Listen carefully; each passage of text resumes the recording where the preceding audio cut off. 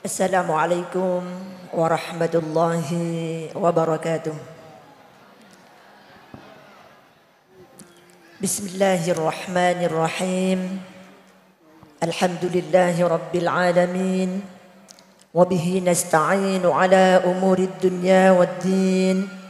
Sayyidina wa maulana Muhammadin wa ala alihi wa sahbihi ajma'in. Rabbi shrah li sadri wa yassir li amri wahlul 'uqdatam min lisani yafqahu qawli. Amin, amma ba'du. Yang saya hormati Ibu Gubernur Jawa Timur yang sekaligus Ketua Dewan Pembina Yayasan Taman Pendidikan Sosial Nahdlatul Ulama Khadijah, yang saya hormati Profesor Dr. Haji Muhammad Ali Aziz MAG, beliau Ketua Dewan Pengawas Yayasan Taman Pendidikan Khadijah, segenap pengurus Yayasan Taman Pendidikan dan Sosial Nahdlatul Ulama Khadijah Surabaya, juga ingkang kawula mulyakaken Kiai Haji Anas Basori LCMA selaku Direktur Bil Kolam Pusat, ingkang kawula mulyakaken Dr. Aris Agung, beliau wau mewakili Ibu Gubernur, ingkang kawula mulyakaken Haji Masduki Toha, Kepala Ketua PCNU Kota Surabaya, ingkang kawula mulyakaken Insinyur Yusuf Masruh MM, Kepala Dinas Pendidikan Kota Surabaya,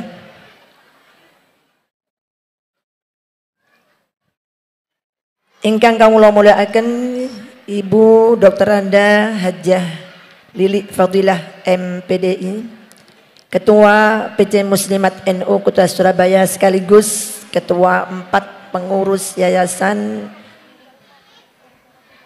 Khadijah, Ketua PC LP Ma'arif NU Kota Surabaya atau yang mewakili, ingkang kawula mulyakaken Profesor Dr. Ahmad Muzaki, beliau wau sampun paring dawuh atas nama wali murid, walaupun sebenarnya mungkin yang lebih berhak duduk di tempat ini sebagai pemberi motivasi mungkin yang lebih tepatnya adalah beliau mungkin, entah apa yang membuat para pengurus yayasan ini ngutus kawula kagem minggah wonten mriki panggung ingkang begitu mulianya untuk memberikan motivasi kepada anak-anak yang belajar di Yayasan Khadijah menika. Kepala sekolah di lingkungan Yayasan Taman Pendidikan Sosial NU Khadijah Surabaya dan segenap para wali santri khotimat yang hadir pada pagi hari sampai siang ini, juga tak lupa kepada para asatidah dan seluruh tamu undangan yang dirahmati Allah, amin ya rabbal alamin. Sebelumnya saya ingin memohon maaf apabila dalam menyampaikan motivasi nanti jauh dari harapan para asatidah ataupun para ketua yayasan di Yayasan Khadijah menika. Dikarenakan kawula sanes muballighah. Nggih. Kepengker mungkin juga dari bahasa saya kurang mahir berbahasa Indonesia dengan baik. Jadi mohon maaf apabila nanti bahasanya campur-campur dengan bahasa Jawa. Karena memang saya mungkin lebih luwes berbahasa Jawa daripada berbahasa Indonesia. Didikan orang tua dari kecil demikian, karena walaupun saya memang asli wong Indonesia, tapi orang tua saya mendidik dengan berbahasa Jawa, berbahasa daerah. Menurut orang tua saya itu lebih bisa mulyake tiyang sepah. Keranten nek basa Jawa menika wonten krama inggilipun. Menawi bahasa Indonesia menika mboten wonten. Mekaten. Jadi mohon maaf apabila dalam menyampaikan pesan-pesan motivasi mungkin banyak dengan campuran bahasa Jawa. Insyaallah sedaya tiyang Jawi ngertos. Nggih napa mboten?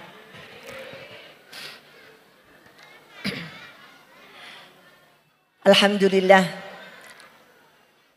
ikut berbahagia berada di majelis yang sangat mulia ini, di mana majelis ini telah dibacakan tadi atau disebutkan tadi mengadakan tasyakuran. Kalau Jawane selamatan, selesainya anak-anak dalam menghatamkan Al-Quran. Menghatamkan Al-Quran. Menghatamkan Al-Quran niku nek kapan sing hatam wong siji.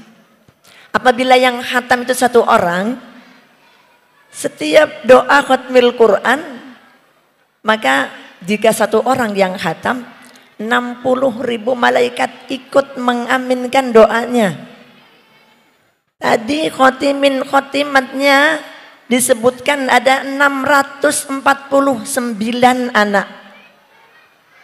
Bisa dikalikan dengan 60.000 malaikat, berapa miliar malaikat yang ikut mengaminkan doanya para khotimat tersebut.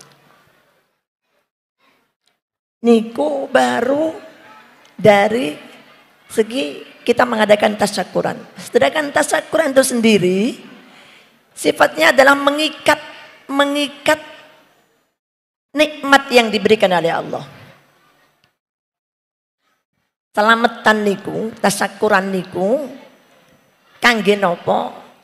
Kangge mengikat nikmat yang diberikan oleh Allah.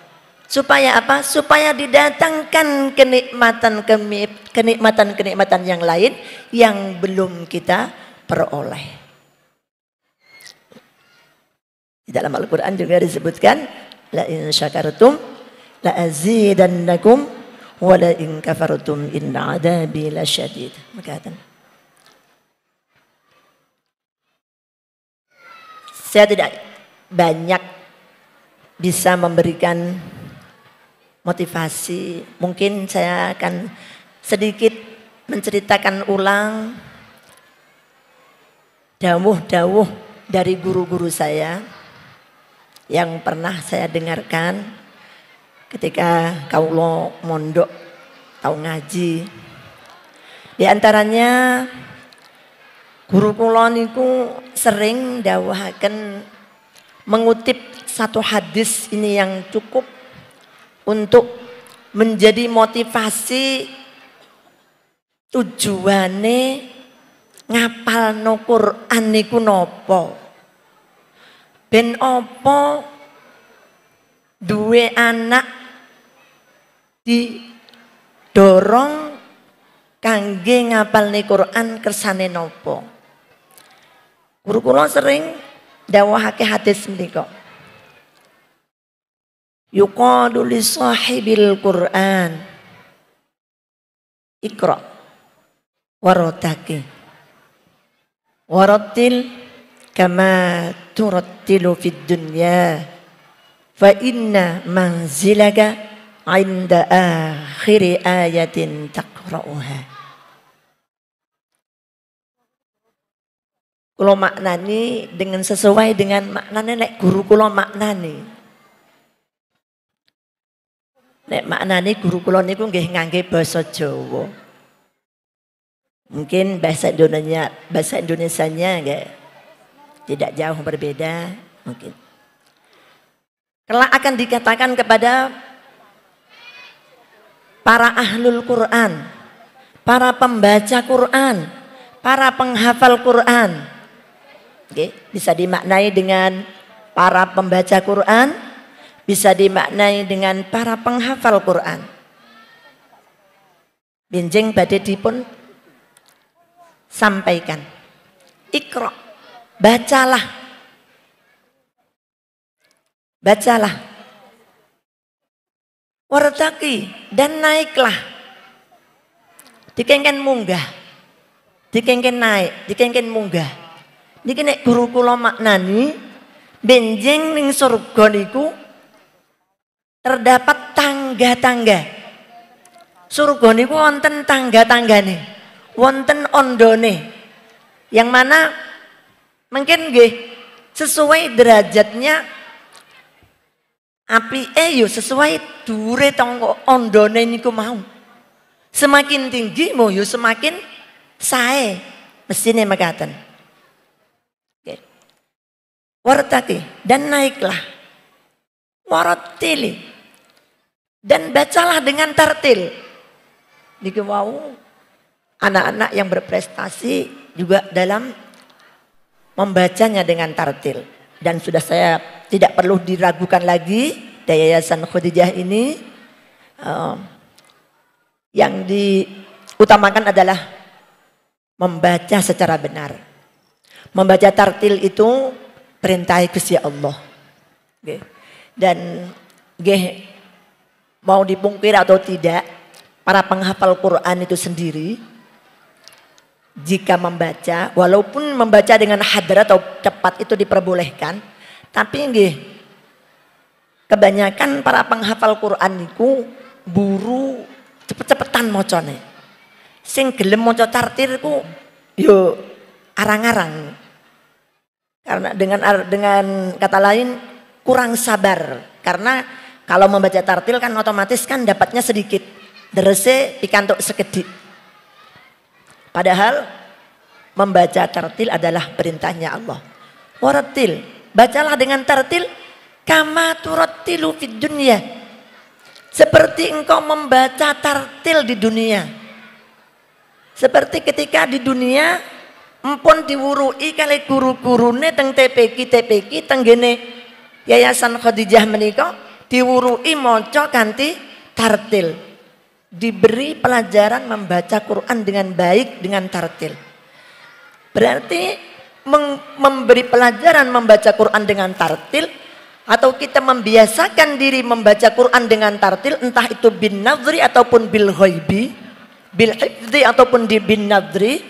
Niku secara tidak langsung kita melatih bacaan kita itu besok layak kita baca menuju surga.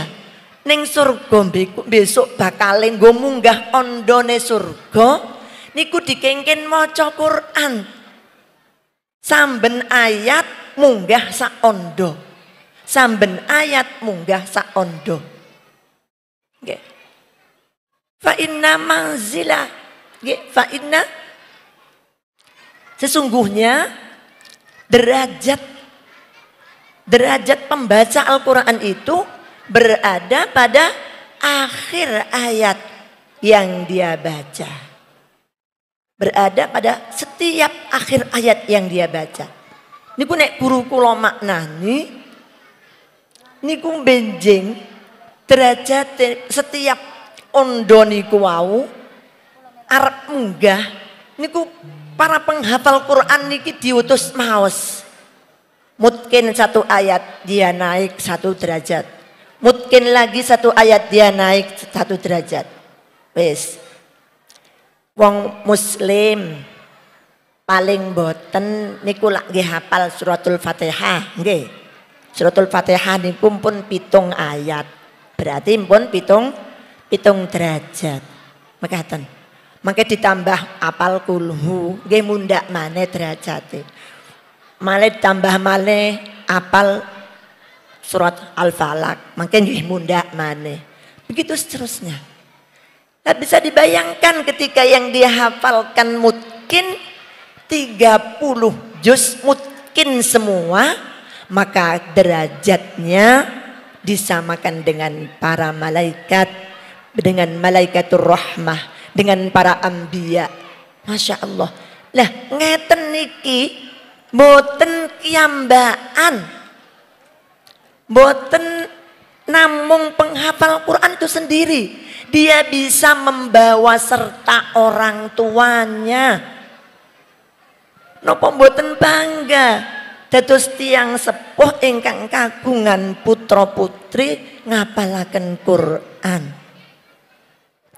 Dados penghafal Quran ini bukan hanya membawa dirinya sendiri untuk naik ke surga tingkat teratas niku mau, tapi dia juga bisa membawa serta orang tuanya, kedua orang tuanya.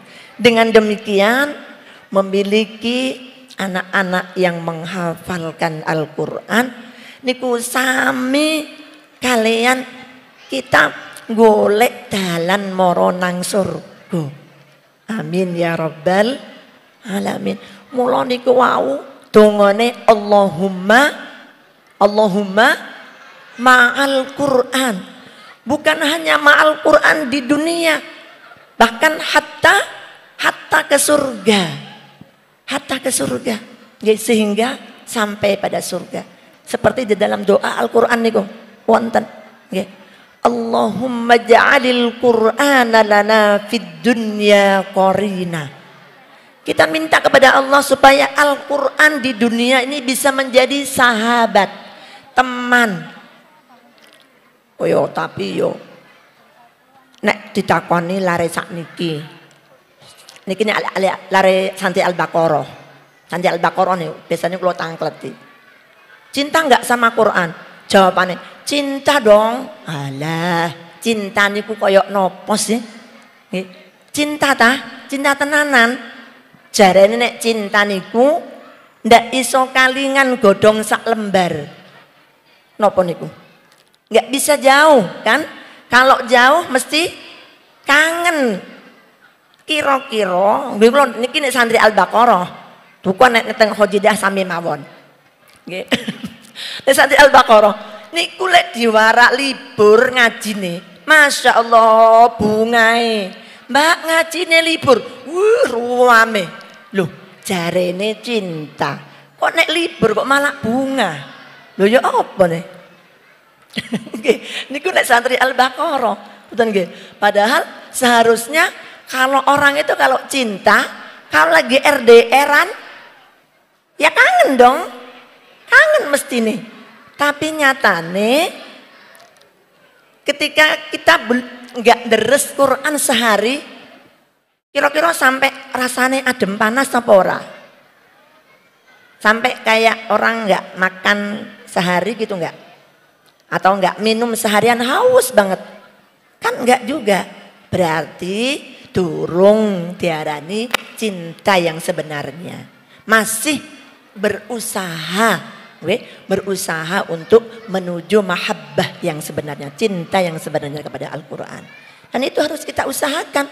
Ndak ono ceritane ujuk-ujuk apal, ujuk-ujuk lanyah, boten wonten. Nggih. Kemudian fid dunya qarina. Wa fil qabri munisa, dan di dalam kubur menjadi penghibur.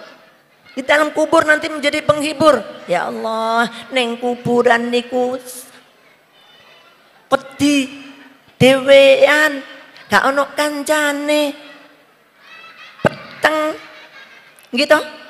Sinten sing iso menghibur? tidak ada lain.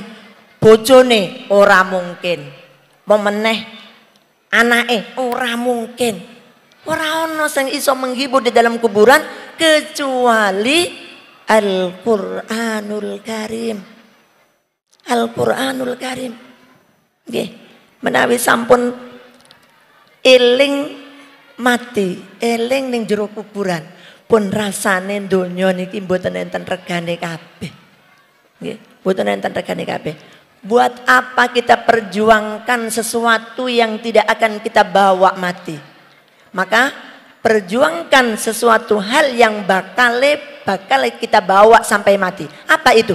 Al-Qur'anul Karim. Layak kita perjuangkan karena Al-Qur'an akan kita bawa sampai kita mati, bahkan akan menemani sampai kita ke surga kelak. Amin ya rabbal alamin. Wa fil qabri munisa wa fil qiyamati syafi'ah. Dan di hari kiamat kelak Al-Qur'an bisa memberi pertolongan. Lah ngeten iki. Napa mboten kepengin sing kaya ngoten niku? Napa mboten, napa masih kurang motivasi yang sebegitu besarnya?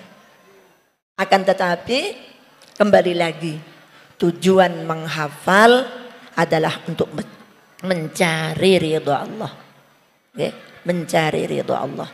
Mencari ridha Allah. Saestu ilmu niku di samping dicari dengan gigih, dengan semangat yang kuat, maka yang tidak kalah penting adalah berkah.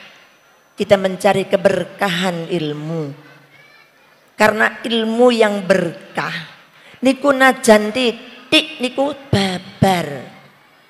Niku sering kula pirengaken abah cucu kula ki Mbak menawi ndhawuhi para santri, ilmu iku masih titik nek barokah iku babar. Nuwun sewu. Saya ingin bercerita sedikit. Mungkin ini bisa menjadi pelajaran untuk anak-anak semuanya, menjadi motivasi untuk anak-anak. Kula menceritakan diri kula piyambak niku kawula menghafal dari kecil, Nak. Saya menghafal dari usia 7 tahun. Bahkan pada saat saya menghafal, saya belum bisa baca binadharnya dengan baik. Masih mengeja. Saya menghafal dengan cara ibu saya membacakan. Guru saya pertama adalah ibu saya sendiri. Ibu saya membacakan, kemudian saya tirukan. Ibu maos kaping bolak bungcal mangsul. Kula sambil dolanan, bahkan mungkin main bak sodor zaman semanten. Sambil bermain. Jadi saya menghafal dari kecil, satu ayat demi satu ayat. Sehari hanya satu ayat. Kalau ayatnya panjang bahkan dijadikan dua hari. Jadikan 2 hari. Tapi ibu saya sangat telaten. Napa dengarane telaten? Kita telaten mulang anake dengan telaten. Kula piyambak mboten saged nglampahi kados ibu keranten anak kula mboten wonten sing ngapalno Quran teng kula. Terus kula terlalu galak. Jadi anak kula mboten wonten sing gelem ngapalno Quran teng kula keranten kula lek mulang niku galak karo marah-marah. Dadi anake niku mboten wonten sing purun nek ngaji teng kula. Jadi kita dipucal teng pondok. Nah kula piyambak ada atas didikan ibu saya sendiri. Kemudian dari didikan seperti itu sampai kula lulus SD kala itu, nggih. Niku baru punya tabungan hafalan dari nerokke maos saya ibu niku mau. Talaki mengambil bacaan dari ibu ke saya, nggih. Niku saya lulus SD baru punya tabungan sekitar 8 juz sampai 9 juz. Waktu itu semanten. Okay. Kalau dibandingkan dengan pondok ya Nabi di Kudus mungkin tidak ada apa-apanya kan di sana anak-anak dengan kelas 6 SD sudah hatam banyak sekali di sana. Nah kalau zaman semanten 6B pikantuk tabungan hafalan sekitar 8 sampai 7 juz. 8 sampai 9 juz. Kemudian saya berangkat mondok. Mondoknya juga di kakaknya ibu, Bude, tempatnya Bude. Jadi yang podo karo ibu menang budene, jadi yo kalau podo karo nang ibu ngoten niku. Total, kalau di total dari mulai menghafal sampai hatam niku totalnya ada 11 tahun. Jadi kalau mau dibilang menghafal Quran terlama di dunia kulo. Menghafal Quran terlama di dunia mungkin kulo. Ya, karena sampai menikah pun saya belum hatam. Tapi ini rahasia. Ya, sampai menikah pun saya belum hatam waktu itu. Jadi meneruskan hafalan setelah menikah. Mungkin dari cerita ini bisa menjadi motivasi untuk anak-anak. Bahwa tidak ada kata putus asa. Kalau kita mau pasti bisa. Setelah itu, apa yang bisa diambil pelajaran? Bahwa ternyata menghafal itu tidak ditentukan apakah cepat hatam ataupun apakah itu lama menghafalnya, enggak. Sak menten suwene niki, basa wis tuwek ngeten niki, gak ono sing takon nang aku. Biyen ngapalno pirang tahun, gak ono. Jadi ngapalno cepet niku nggih mboten dadi prestasi. Keranten nopo? Yang dijadikan ukuran adalah bukan siapa yang paling cepat, tapi siapa yang paling setia sampai akhir. Ngeten nggih? Ya, karena bagi kalian semua yang menghafal Quran, kalian punya takdir masing-masing. Ada yang ditakdirkan menghafal, ada yang ditakdirkan tidak. Yang ditakdirkan menghafal belum tentu ditakdirkan khatam. Yang ditakdirkan khatam belum tentu ditakdirkan lancar, lanyah. Yang ditakdirkan lanyah belum tentu ditakdirkan istiqamah.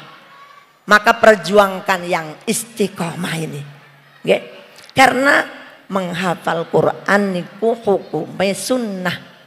Tapi setelah dihafalkan, maka ayat-ayat yang sudah dihafalkan hukumnya wajib dimurojaah. Jadi buat apa kalau cepat hatam tapi statusnya juga cuma pernah hafal? Kan nggak ada gunanya, gitu. Jadi kalau ditanyain hafal Quran, iya. Coba bunyikan ayat ini atau disuruh sambung ayat kayak tadi, tapi nggak bisa menjawab. Walaupun nanti, dari makna dari hadis tadi, niku nek surga besok yo ora kok terus dikongkon teruske ayat koyok mau yo ora. Nggih. Mboten usah khawatir anak-anak sok wedi. Keranten yang munakosah sambung ayat, munakosah seperti tadi itu tidak bisa buat ukuran lanyah atau tidak. Kadang-kadang nggih, kula piyambak niki mantan peserta tapi tidak pernah menang.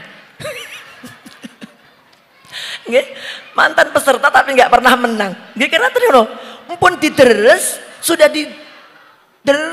dimurojaah sampai ngelontok. Tapi sampai di panggung dikasih pertanyaan ini blank, ndak ono gambaran iki ayat yang sebut. Oh, pokoknya ya. Dalam masjid sebutnya melencer tekan dindi uteke. Keranten nervous bisa karena. Nah, nanti di surga nggak ada kayak gitu. Nggak ada. Disuruh sebutkan ayat yang mungkin ini jadi sampai nggak dikonerus kayak koyok mau. Dan karena kadang-kadang kita menghadapi dewan penanya juga lebih menakutkan dewan penanya daripada mungkin sama malaikat mungkar nakir kayaknya ya. Jadi mungkin dari cerita tersebut jadi bisa untuk motivasi anak-anak bahwa menghafal Quran itu tidak ditentukan seberapa lama kita menghafal, tapi seberapa setia kita sampai akhir. Dan Yang tidak kalah penting adalah keberkahan yang harus dicari. Keberkahan itu, keberkahan ilmu itu sumbernya adalah ridho daripada para guru. Okay. Keberkahannya ilmu itu sumbernya dari ridhonya para guru. Jangan disepelekan ini hal ini. Jangan disepelekan. Sangat besar. Okay. Wong masih duwe ilmu koyok nopo nek ora berkah. Ilmune mboten saged madangi. Mboten saged madangi. Madangi awake dhewe mawon mboten saged napa malih madangi sekitare. Mboten saged. Nggih, naudzubillahi min dzalik. Di antaranya ridho dengan para guru adalah gurunya ini sambung sanadnya dengan gurunya hingga kepada Kanjeng Nabi. Penting sekali ini. Di zaman sekarang kita mengambil guru, apalagi ini guru Quran, harus kita perhatikan satu hal ini. Okay? Satu hal ini pentingnya sanadnya guru. Kalau di Yayasan Khadijah sudah tidak perlu dilakukan lagi karena kita mengambil berkah dari Simbah Kiai Basari Alwi, di mana beliau sanad guru yang sudah sangat tinggi, jadi tidak usah ragu untuk memasukkan anak-anak di Yayasan Khadijah menikah. Jadi sanad itu seperti lampu, okay? Sanad itu seperti lampu. Lampu itu kalau nggak ada strume, nggak enten strume, yo ora iso padang. Mas yo lampu nu apik-apik ngeten iki lho, pamane nggih. Nak mboten disetrum kali listrik, mboten saged padang. Hanya menjadi hiasan belaka. Nggih. Tapi walaupun setrume cuma titik wate, cuma mana wate mek 3 watt apa 5 watt, ya padang. Walaupun cuma madangi sekitar mawon. Karena apa? Sanatnya jelas. Ini perumpamaan sanat itu seperti itu. Nah, kalau di Yayasan Nahdlatul Ulama Khadijah sudah tidak perlu diragukan lagi. Sanatnya sambung sampai Kanjeng Nabi, insya Allah. Berkaitan mungkin sedikit ini yang bisa saya sampaikan. Semoga ada manfaatnya.